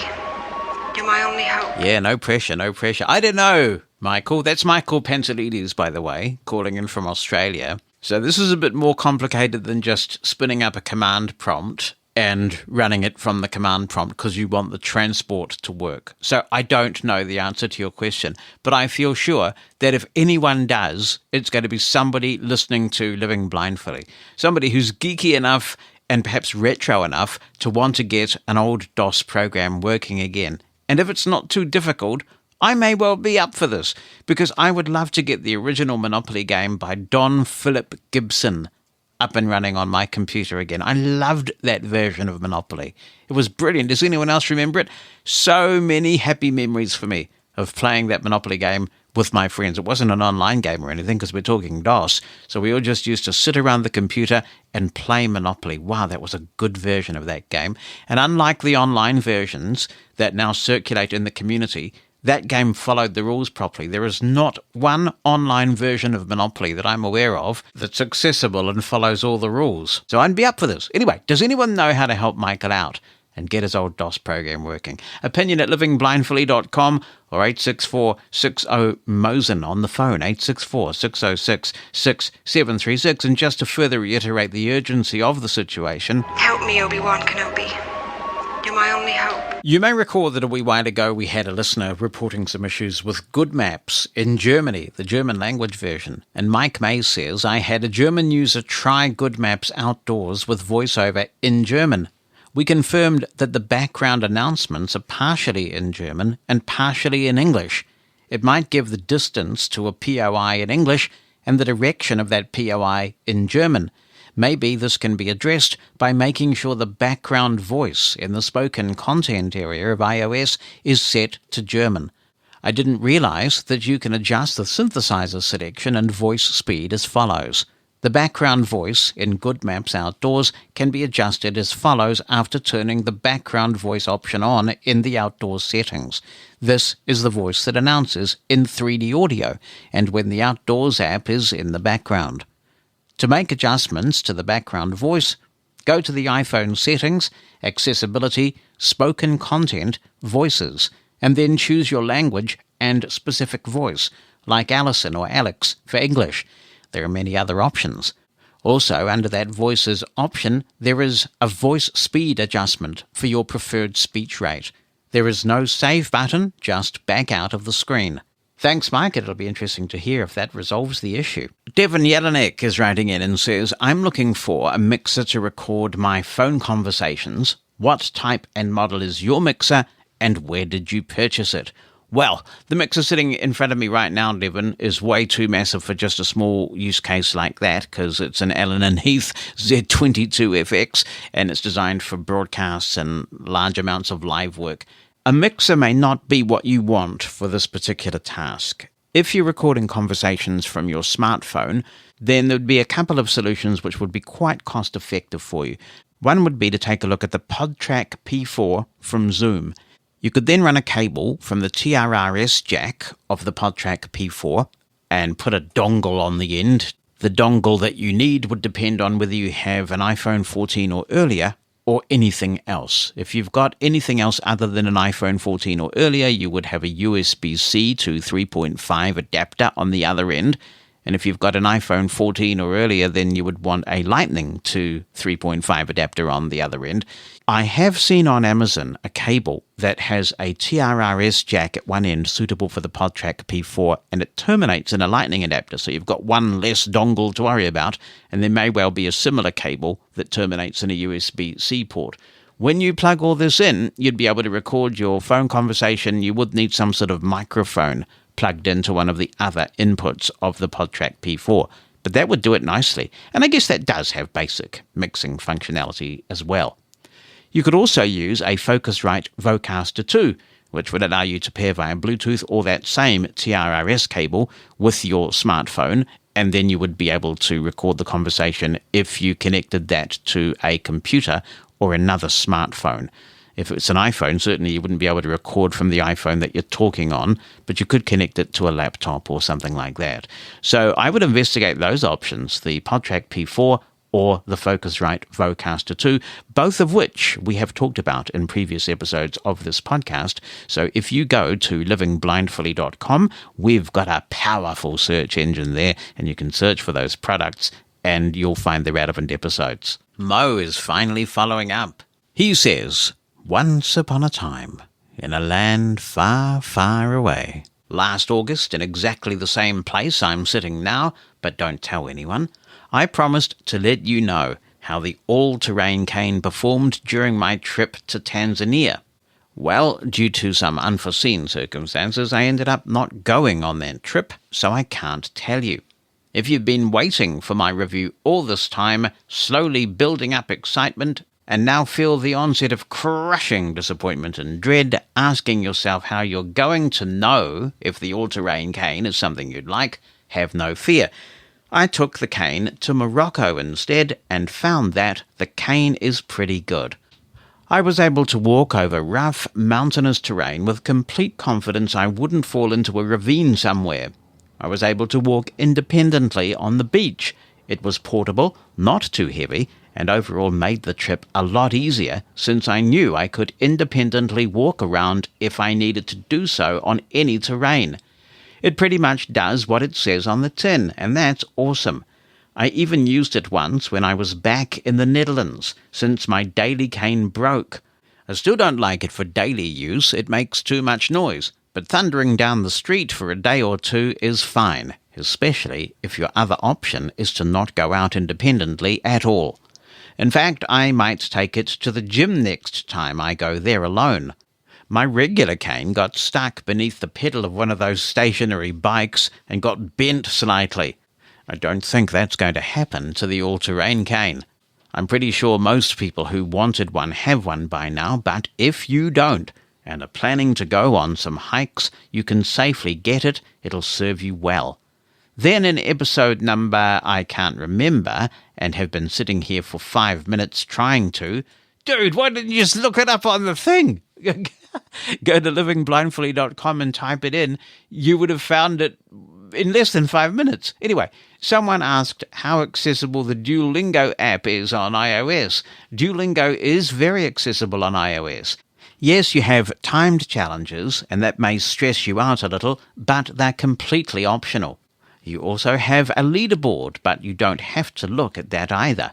I like the app. They do have some minor accessibility issues. Not everything is labelled very well, but almost anything is. Also, I don't know if it's just a problem when you use the app with VoiceOver, but the iOS keyboard gets extremely laggy when typing in your answers, both with the on-screen keyboard or a Braille display. If I use my Braille display and I put focus on some edit that I'm supposed to type my answers into, the focus will jump to the battery indicator at the top of the screen. Sometimes when typing with the Braille display, VoiceOver will speak the letter you're typing twice, even though you've only inserted one letter. It's odd. I've not seen it in any other app. Like I said, the app is very good overall, but I should probably write to them about the keyboard issue. Thank you, Mo. Most informative email. I appreciate it. Christian Bertling is in touch and says, I know you got a Samsung phone to test the multi-finger gestures and talkback. I recently exported my contacts from Google Contacts and imported them into Outlook so I can manage them on my PC. I've also done the same thing for my calendar. I have an Outlook.com address as well as a Gmail address, but I'm thinking of switching everything over to the Outlook email address, so everything from emails to contacts and calendars will stay in sync everywhere from my PC to my smartphone. I know Samsung and Microsoft have been partners for a while now. Do you happen to know if the Samsung contacts and calendar apps that come with the Samsung phones offer the ability to sync with Outlook, so if I add a contact or a calendar appointment on my PC, it will show up on my phone and vice versa? I would much rather use Outlook with JAWS on my PC than the Google Web Apps because it's much easier and more efficient. If Samsung phones offer this, I may have to consider switching from my Google Pixel because the Google Contacts app doesn't offer Outlook integration for obvious reasons, because Google wants you to use their services. Also, I went into a Best Buy and felt the Samsung Galaxy S24 Ultra, and I absolutely love the build quality of the phone. I fell in love with it immediately, and I would switch just for that alone, because the S24 Ultra just felt so good to hold, if you know what I mean. Oh, I do absolutely know what you mean, Christian. I think that's what attracts a lot of people to iPhone, is the build quality of those devices. I don't know the answer to this question. I know there is an Outlook app for Android, so that would get your mail sorted, but of course that wouldn't necessarily keep your contacts in sync, which would be important for making calls with the voice assistant and that kind of thing. So if there is a daily Android user preferably a Samsung Galaxy user who can talk about whether you can sync Outlook.com contacts with the Samsung Contacts app. I guess that's what we're trying to do. Do let us know. Opinion@livingblindfully.com. You can give me a call on the listener line and leave a message there. The number in the United States, 864-60-MOSEN, 864-606-6736. Hi, Jonathan. This is Derek Barnes. I am getting ready to go to college for the first time at age 58. I'm 58 years of age, and I'm totally blind. Been blind since birth, and was just wondering if you or any of the listeners out there could recommend the best note taker for using in a college type environment. I know you use the Mantis, and I've been looking at that through APH, and was just wondering if you or anybody out there could answer that question for me. I would very much appreciate it, and thank you so much. Derek, how cool is this, going back to college at 58? I'm sure you'll enjoy that. And when I was a spotty youth going to university, I always noticed that it was the older students who were really engaged. They really wanted to be there. They asked all the intelligent questions, and we'd be sitting there thinking, can you just stop asking all these good questions already? We're trying to sleep in this lecture already. Yeah, I'm sure you'll have a good time.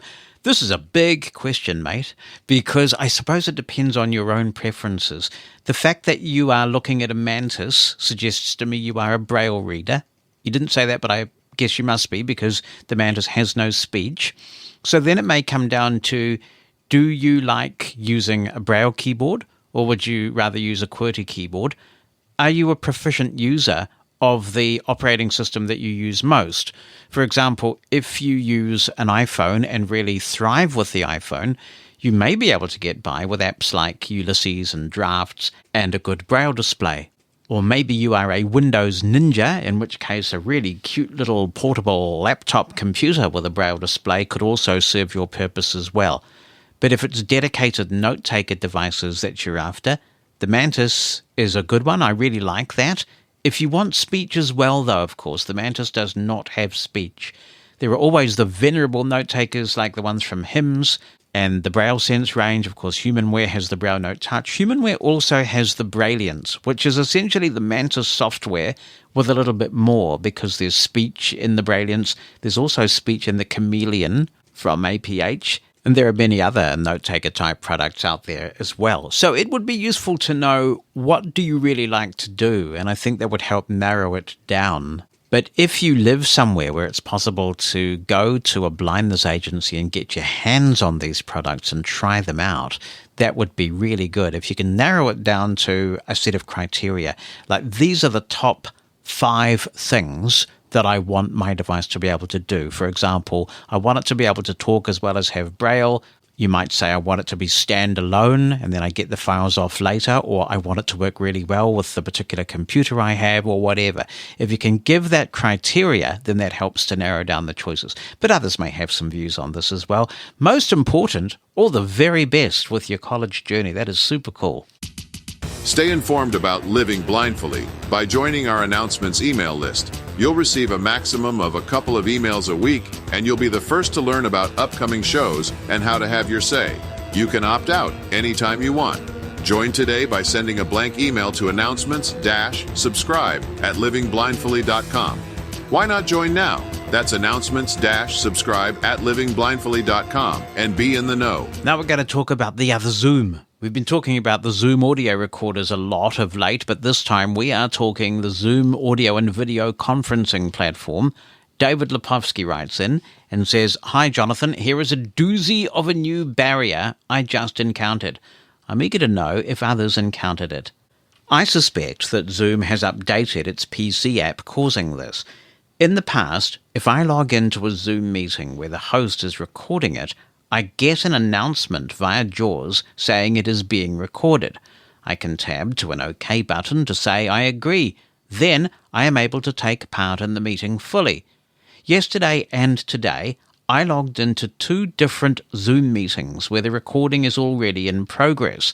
I could not unmute or turn on my camera, and using an up-to-date version of JAWS, I could neither hear that warning that I needed to agree nor find the OK button. In the case of the Zoom meeting yesterday, we restarted the meeting with the recording feature turned off, and I could get in and unmute with no problem.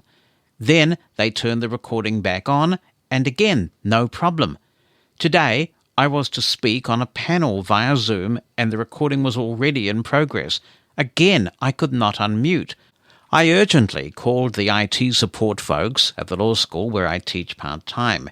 He did a screen share via Quick Assist and saw that the warning was on my screen in the Zoom meeting that was being recorded, and there was an OK button. I could not find it using JAWS. I confess I did not try Narrator, but I should have.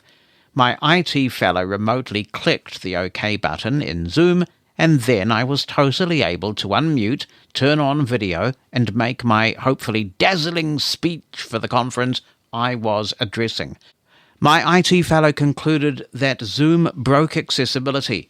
I shall see if there is a feedback email address to let them know, but I am not holding my breath. Keep up the great podcasts, my friend. David, you have just solved a mystery for me. Presumably due to a shortage of qualified personnel or something, last year I was made chairman of the board of the New Zealand Disability Support Network, which is an organisation representing over 200 providers of services to disabled people in New Zealand. And it was as much of a shock to me as anybody else because I wasn't even really seeking election to that thing.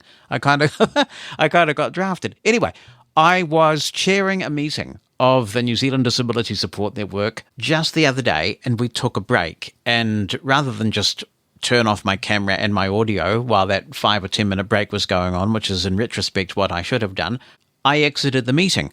And when I came back, I could not unmute and I could not turn my camera on.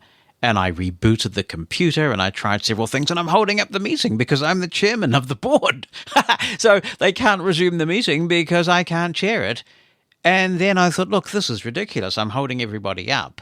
So I got my phone. I thought I'll just dial in using the Zoom app on my iPhone, and exactly the same thing happened. I couldn't unmute. I couldn't find anything.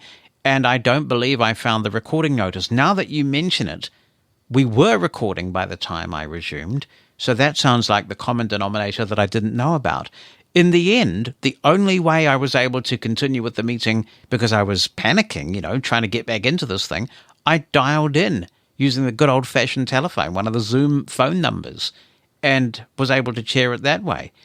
So hopefully by the time this goes to air, that issue has been fixed, because that was really horrible. And I'm grateful for your email because it explains what was going on there, but it does seem a wider issue than just the PC. Hey, Jonathan, this is Faraz. I wanted to ask you this question. Is there still a reason for having dedicated digital talking book players? And I asked this question because a couple months ago, I purchased a Victor Reader Stream for the first time. Because I had heard a lot about it, because especially when the Stream 3 came out and I heard all of the improvements, all the new features, I was convinced, okay, because people were saying that the Victor Stream was the best digital talking book device for the blind. It's designed for the visually impaired. So I was like, okay. So I purchased it actually on the Black Friday special. I used it. Don't get me wrong. It's super simple to learn. Very simple to use. However, it just was not for me. It was just too basic, right? The fact that you have to put an SD card, you need an SD card to store all your books. It's mainly a book reading device. And if I'm being totally honest, I don't really read a lot of books. I'm not really that books kind of a person. So, I mean, I could do podcasts on it, but yeah, well, you could do the same thing on your iPhone. I know the Stream is simpler. Like, don't get me wrong. The Stream has a lot of other simplicities, like the physical buttons. Perfect. Love the physical buttons. Super simple, super easy to use, but it's just not for me. It's a little too basic for my needs. And the question I have for you is, what do you think is the point, and why do you think so many people, and I know you don't have a Stream as well, but why do you think so many people go for a Victor Reader Stream and other book players of some sort? Like, why is there still a need for a dedicated player device? Well, the short answer to this for us is that there's a need because people want them. If mainstream devices satisfied everybody, then those players just wouldn't be sold. The market would dry up because this is an end consumer item. People are generally paying for streams and Sense players and similar devices out of their own pocket. So if they're choosing to buy them, that illustrates that there are some people, and some of them are actually reasonably competent iPhone users, who just prefer to read their books that way. And although I'm not one of those people, I love having everything on one device. I know where everything is. I carry that one device with me. I keep track of it. It's easy to charge it. My personal preferences don't mirror everybody else's preferences because we're all different and we all take differently to different products. There are some people who are super capable and tech savvy on other operating systems who struggle with the touchscreen. It doesn't make them dense or anything like that. It just means that that's not a paradigm that resonates with them. I have also seen some people that really struggle with Windows, for example, who thrive on the phone. And they've taken off with the phone in a way that they never have with Windows. So choice is a good thing. I'd also point out that the blind community is not unique here. There are lots of sighted people who carry their Kindles or their other e-readers around specifically for book reading tasks. And if that's a choice that sighted people can make, blind people should have the same degree of choice that sighted people do and the right to use those products. In a way, I think you answered your own question. You like the physical buttons. So do a lot of people.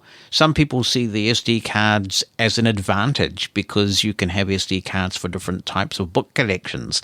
So as long as people are clicking add to cart and getting those units shipped, be they streams or Sense players or whatever, they will continue to be sold. As well they should, because there's demand out there. And I celebrate blind people having as diverse an array of choices as every other consumer. Normally we get a voice message of some kind from Thomas Solik, but he's writing in this time. Hi, Jonathan. Happy 2024 to you and your robust listener base. Thank you very much, Thomas. We're all robust. That's what we are. You've got to be robust to get through a Living Blindfully episode. He says, when I upgraded last week to iOS 17.4 public beta 4 and subsequently 17.4 general release, the on-screen keyboard, when composing or replying to emails, loses focus. Whether I dictate or type, the cursor does not synchronize with my position in the document, but instead keeps rerouting to the end of the document. It is not until I double-tap several times, maneuver to the subject, and then back to the body that the refocus takes place. Even then, I end up at the end of the document and have to manually relocate where I left off. When composing or replying to emails fast and efficiently, this is causing a major disruption. I posted an Apple feedback query last weekend, but perhaps not enough of us reported this bug prior to the final release. Are other listeners experiencing this email composition keyboard loss of focus shortcoming with dictation? As I compose this email to you, I'm further noticing the majority of the issues occur after using the dictation command and dictating phrases. I know that you don't often utilize dictation, but rather use browse screen input. Old habits die hard, and I still use a lot of dictation when I am in a hurry on business tasks. Hopefully, we can all weigh in and get this fixed rather quickly. I love the new subscription opportunity to experience the podcast early and contribute to your colossal gift to the blind community. Your presenters' tips and tricks and positive impact has resulted in tremendous profitability and benefit to me as a blind entrepreneur and executive. What a brilliant and logical transition in 2023 to this enhanced format. Keep up the innovations. Thank you very much, Thomas. You're always very supportive and generous, and it's lovely. I really appreciate it, and thank you for your support. I have not seen this, but as you say, I'm not a dictator. I may be many things, but I'm not usually a dictator. So others who use this more frequently might like to comment on this. This email comes from Regina, who says, hello to all. First of all, thank you very much for this brilliant podcast. I found it in December last year and have already learned a lot from you. Well, thank you. We're delighted to have you with us, Regina. As part of my training in digital accessibility, I would like to compare different operating systems in terms of accessibility for blind people in an in-depth thesis. I am blind myself, and many people work with Windows at work. Privately, I almost exclusively use my iPhone, but I also tried Linux some time ago. This was probably last in 2017. 6 or 7 years ago, there were adapted Linux distributions that were designed for screen reader users. For example, the screen reader was already active when you started the computer from the CD, so you could try out the operating system or even install it on the hard disk without seeing it. I had Linux installed at the time and was very happy with it. Last week, I went looking for a suitable distribution again, but found that all these projects have apparently been discontinued. Of course, I could use a conventional Ubuntu, but I think getting it to work without sighted help would be quite a challenge, if not impossible. Are there any Linux users among you? And if so, which distribution do you work with? I think one goal of my work is to find a way to give as many people as possible access to computers and the digital world, and I think non-commercial operating systems could be a possibility. This is the only way that blind people around the world can quickly and easily participate in digital society. Regina, thank you very much. She's also given an email address, and I'm reluctant to read out email addresses on a podcast with such a large audience. But if people want to contact Regina directly about Linux, then I will try and keep hold of this email so that I can pass the email address on.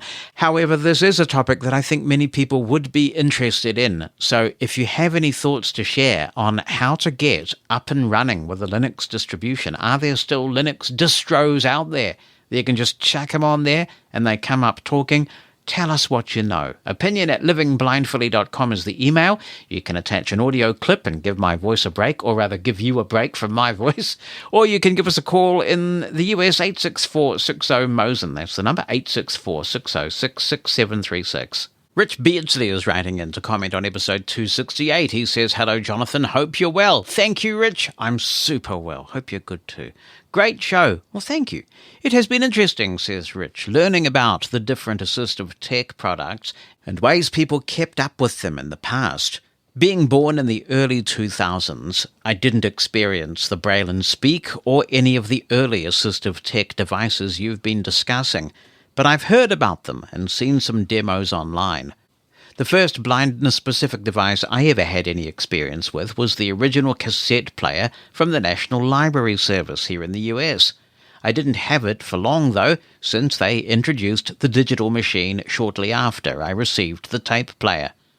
On the topic of the Celeste glasses, I have them, and what we have is a great start. It's not perfect, and they are still working out some issues, but they have a solid product. The company is very proactive to feedback, and the app is updated frequently.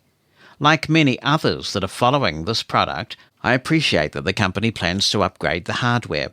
I have the Envision glasses since they were purchased for me by the state, and they're very good at what they do.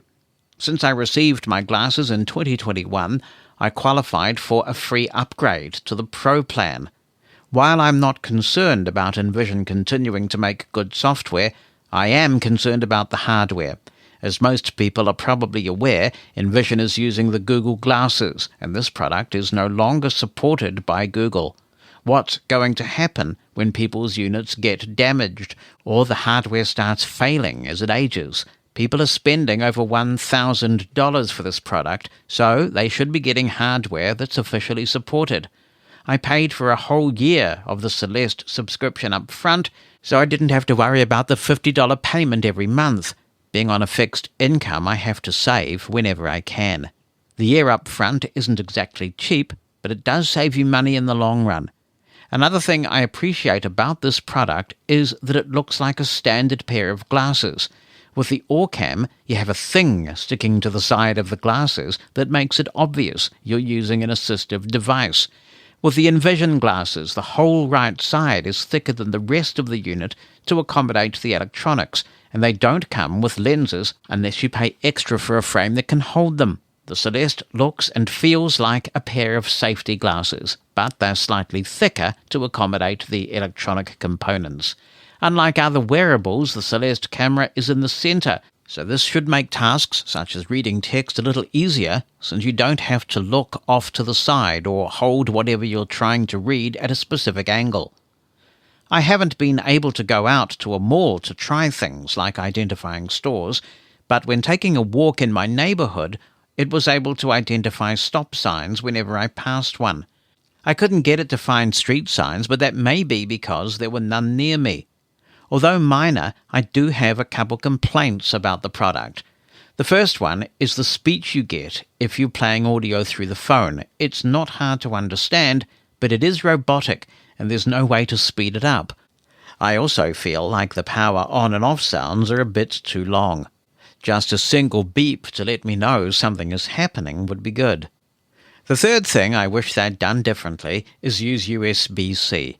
While micro USB was good for its time, it is time to move on. USB-C is a much better connector, and you don't have to worry about plugging it in a certain way or having the pins wear down over time. I hope they make this switch with a future hardware upgrade. I do appreciate that they included a small earpiece with the glasses. Overall, I am interested to see what the future holds for this product, and I will continue to support them until they give me a reason to stop. The final topic I want to discuss is travel. I do not travel by myself frequently. In fact, I barely travel at all. The last 2 times I travelled alone, things went well apart from being stuck at an airport for 9 hours once. I may have mentioned it before, but I travelled out of state back in November to celebrate Thanksgiving with some of my family, and it was my first time flying with a dog. I did not have any of the experiences of being grabbed or going through the extensive searches like Jim described. For going through the metal detector, I was taught to put the dog in a sit-stay, make a long leash, go through, spin around, then call the dog to me. The dog alarmed, but they just did a quick search of her harness and we were cleared to keep going. I will be leaving for Costa Rica on March the 7th to visit some family, so I'm not sure how things will be if travelling internationally. I did have to get an international health certificate, and my credit card probably loved me after they got paid for that appointment, but the process was pretty painless. The last time I travelled, I received assistance from Sean Welker, who runs the Massachusetts Association of the Blind and Visually Impaired specialised help provider available to Be My Eyes users in the US and Canada. We used the Ally feature on my Envision glasses, and it worked quite well. I plan to receive help from them this Thursday at my home airport. I found that a lot of the airport people really don't know how to help us, and they aren't very descriptive. Because of this, I prefer to use either MABVI or Aira, since they're professionally trained to help us. That being said, I'm a little hesitant to try using Aira for navigation after some of the experiences I've heard about in the Facebook group. I would use Tappy Guide, but I can never reach anyone on that app. That's one I've not heard of. I'll have to look that up. I've reached out to their email, Facebook, the main developer, and the support section, but no response. Choosing one of the contact methods to reach an agent never connects to anything. I just get an alert that no one is available. This even happens during times they say they're available. Finally, I want to discuss Braille in airplanes. United Airlines, one of the major air carriers here in the US, has added Braille seat numbers in certain planes, but last time I flew them, none of the planes had this feature. Well, that actually sounds super useful because you get up and go to the facility and then you want to try and find your seat. I do sometimes lose count of the seat backs that I'm counting, so that would be very, very useful. Rich continues, I would like to see other airlines do something similar, but I don't know if it will happen. I don't see myself ever becoming a frequent United traveller since they cost way too much. If I'm going somewhere with my mum, I have no choice but to use United, since that's the only airline she'll use. As always, thanks for a great podcast. Keep up the great work. Well, thank you, Rich, for an informative and well-written email. Good luck with that travel, which will have happened by now, by the time that we air this. I would say that I think the more you travel, the easier it gets. It's like everything. You become more familiar the more you do something. I have flown so many times and very, very long international flights for various jobs I've done and that kind of thing that it's just second nature to me now. But I do remember as a young guy starting to travel on planes, and I was nervous. I didn't know what to expect. It was a bit of a mission. So it will get better over time. On Living Blindfully, we hear the opinions of blind people from all over the world. So why not share yours? Drop us an email. You can write it down or attach an audio recording. opinion@livingblindfully.com. Email us today, opinion@livingblindfully.com. Or if the phone is more your thing, phone our listener line in the United States, 864-60-MOSEN. That's 864-606-6736. Hello everyone, this is Rich Yamamoto coming to you from Andover, Kansas, and first of all, I want to apologize for the horrendous quality of my voice. I'm currently fighting some allergies or something nasty, I don't know what it is, but it's not COVID, but anyway, we're not here to talk about that. We're here to talk about something I'm kind of excited about, actually, well, really excited about, and that is the fact that chapter navigation is now available in Spotify, and I don't know if it's been around, for a while, or if I'm just an idiot and it's been there forever. I don't know. But I just found out how to access chapters, and it has made my life so much easier as a Spotify podcasts user. So I'm going to show you how this works. Now, we're in episode 245 of Living Blindfully, and I'll just have VoiceOver read this to you. Episode 245:P, difficult search for accessible household appliances. Lyft driver encourages colleagues to discriminate and catching up with Bookshare. Button. Okay, so we're in the Spotify player, and I'm going to assume that if you use Spotify on a daily basis, you know how this player works, and you know that it can be a little weird. I don't personally like the way it's set up, at least with how you navigate to things with VoiceOver, but I can work with it. So there are two ways of navigating to chapters. This works in two ways. So you can either access them from the track position, which is actually my preferred way to do it because of the way that the chapters are laid out in the second method, which is to use your headings in your router and navigate down to the chapter's heading and access them that way. So I'm going to show you the first way through the track position. So play button. I touch my finger towards the kind of bottom and slide my finger up a little bit. Play button. And it hits the play button. And you're going to flick left twice. Button. Outdoor. So there's a random button there that doesn't do anything. I don't know what it's supposed to do. Maybe it does something visual. I don't know. And then you flick left again. Track position. 0 seconds, 118 minutes, 2 seconds. Chapter. Welcome to 245. Adjustable. And then it reads the chapter. So right now, we're adjusting the value of the track position. So we're on adjust value in the rotor. So if I flick up. 14 seconds, 118, 29 seconds, 144 seconds, 118, 59 seconds, 100. Okay, so I'm going to just 0 seconds. Go back down to 0. And we're going to use the rotor and go to the right one. Chapters. And chapters is in the rotor. I don't know how that is supposed to work because I don't know if that's something that Spotify did or if that's a thing in the rotor settings in VoiceOver that you can turn on and off, but that's really neat. So we're going to flick down now. Now playing. Welcome to 245, starting at 0 seconds. Button. And Home Appliances, The Final Frontier, starting at 1 minute, 34 seconds. Button. Welcome to Almost Citizen Body, starting at 17 minutes, 3 seconds. YouTube video from LIFT driver coaches drivers on how to avoid transporting guide dog handlers, starting at 21 minutes, 22 seconds. Button. Oh, this looks interesting and controversial. So let's double tap this. So it automatically moves the track position to that chapter. Adjust value. And we stay on the track position. Chapters. Now, if I flick up again. Welcome to Almost Citizen Body, starting at 17 minutes, 3 seconds. Button. And I flick right. Welcome to Almost or left. You're stuck in this track position, so you have to go back to the play button. Play button. By tapping the screen towards the bottom, but not at the very bottom. And we'll just go ahead and press play. Now, that would have been a good reason to escalate the Bunny Bulletin to the segment where I'm putting it, at the front of the podcast, more or less. But one of the key reasons for doing this also is because I wanted to talk. Track position, 21 minutes. Play. So we're in this chapter, and it works.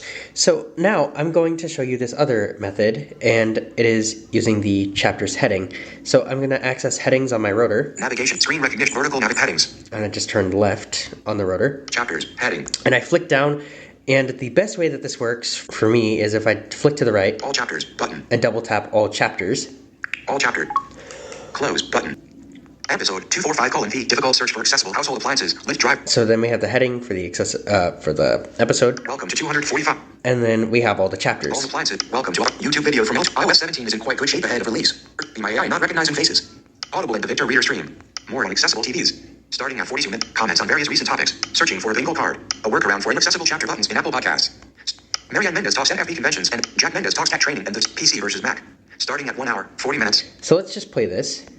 About an extraordinary. Okay, so we're still at like 21 or 22-ish minutes. Video and let's just find a chapter. A lot of consternation on YouTube. Searching for this video has come from a driver 736. Hello, everyone.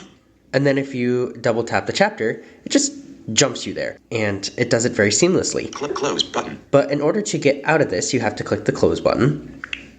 What did you think of page 1 of 3?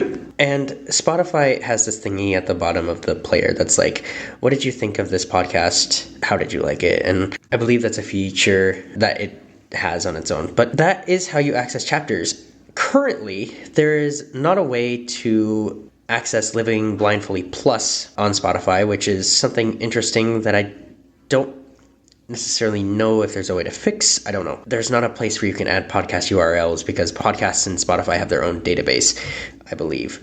And so I don't think you can add anything from outside sources, which is a very unfortunate thing to have happening at the moment. The other thing to note is that the chapters feature will not work on all of these episodes because not all of the episodes in Living Blindfully have chapters. I don't know where the chapters start existing, but I know that in recent episodes they are existing.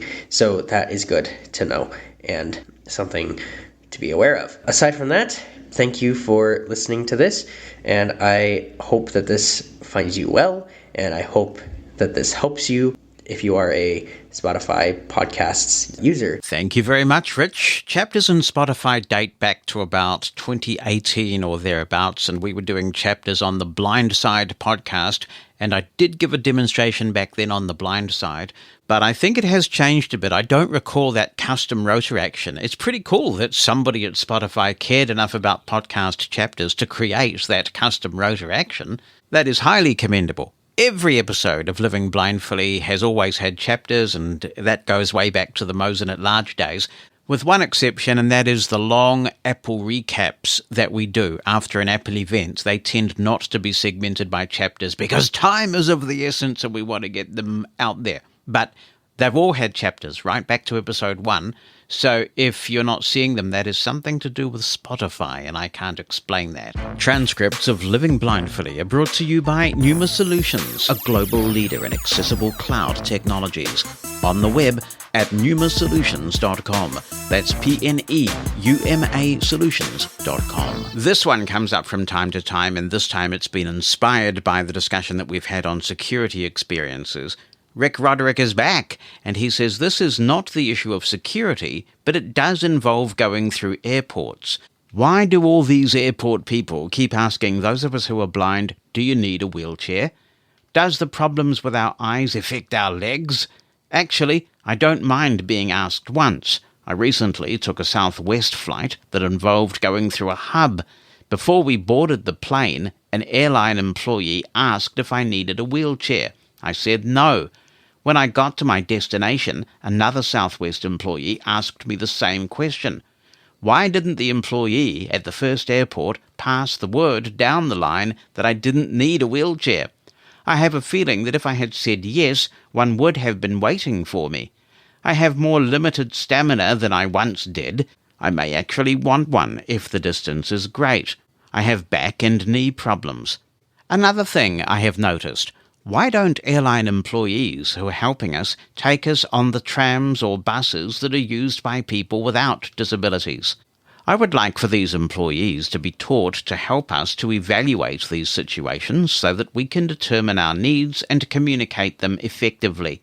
Thank you, Rick, for that email which came direct from Louisville in Kentucky. I don't mind being asked if I require a wheelchair.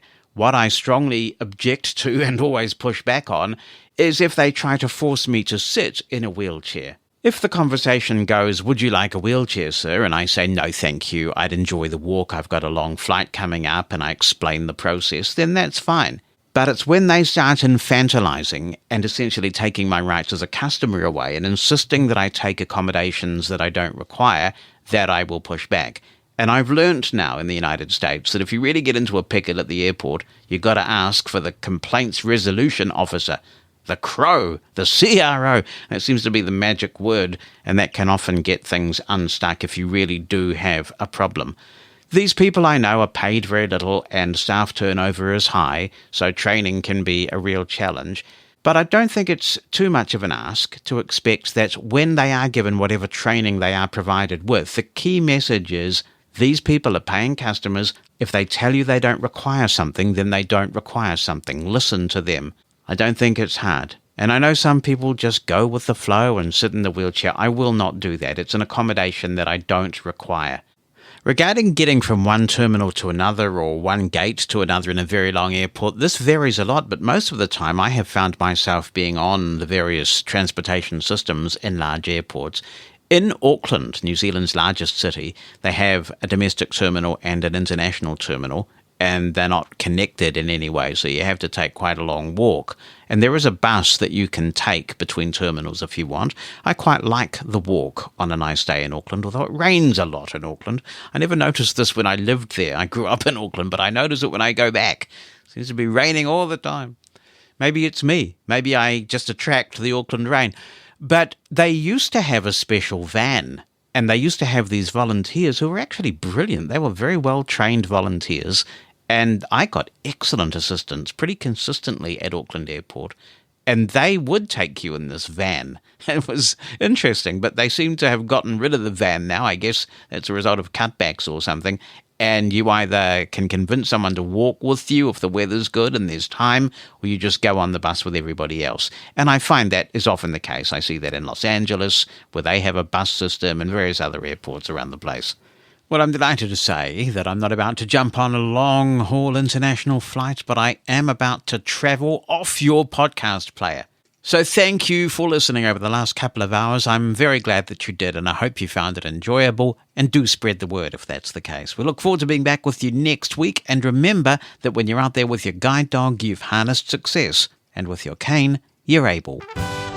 If you've enjoyed this episode of Living Blindfully, please tell your friends and give us a 5-star review. That helps a lot. If you'd like to submit a comment for possible inclusion in future episodes, be in touch via email. Write it down or send an audio attachment. opinion@livingblindfully.com or phone us. The number in the United States is 86460-MOSEN. That's 864-606-6736.